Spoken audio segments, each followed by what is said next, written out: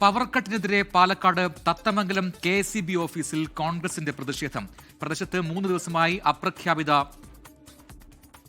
Load shedding ഉണ്ട് എന്നാണ് പരാതി. ഷാരിഖ് നവാസ് പാലക്കാട് ചേരുന്നു കൂടുതൽ വിവരങ്ങളുമായി. ഷാരിഖ്, എപ്പോഴാണ് പ്രതിഷേധമുണ്ടായത്? ഇപ്പോഴും അവിടെ ഈ പ്രതിഷേധം തുടരുന്നുണ്ടോ? എന്താണ് നാട്ടുകാരുടെ നിലപാട്?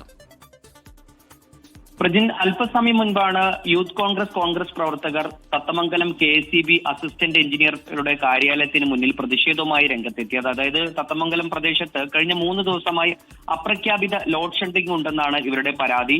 അതായത് ഈ മന്ത്രി കൃഷ്ണൻകുട്ടി, വൈദ്യുതി വകുപ്പ് മന്ത്രി കൃഷ്ണൻകുട്ടി കള്ളം പറയുകയാണ്, പവർ കട്ടില്ലെന്ന് കള്ളം പറയുകയാണ്. മന്ത്രി രാജിവെച്ച് പുറത്തു പോകണമെന്ന് ആവശ്യപ്പെട്ടുകൊണ്ടാണ് യൂത്ത് കോൺഗ്രസിന്റെയും പ്രവർത്തകർ ഈ KSEB ഓഫീസിന് മുന്നിൽ പ്രതിഷേധിച്ചത്.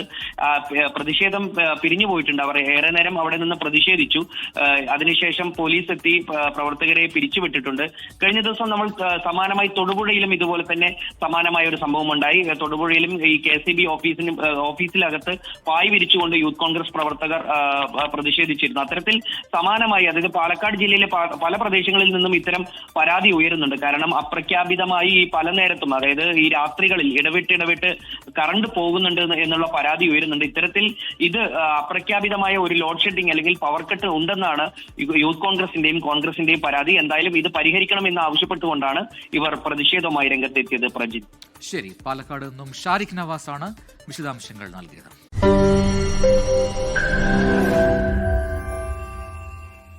ലോകത്തെവിടെയായാലും ഏത് സമയത്തും 24 വാർത്തകളും ഓഗ്മെന്റഡ് റിയാലിറ്റി പാക്കേജുകളും എക്സ്പ്ലെയിനറുകളും വിശദമായി കാണാൻ ഞങ്ങളുടെ യൂട്യൂബ് ചാനൽ നിങ്ങൾക്ക് സബ്സ്ക്രൈബ് ചെയ്യാം.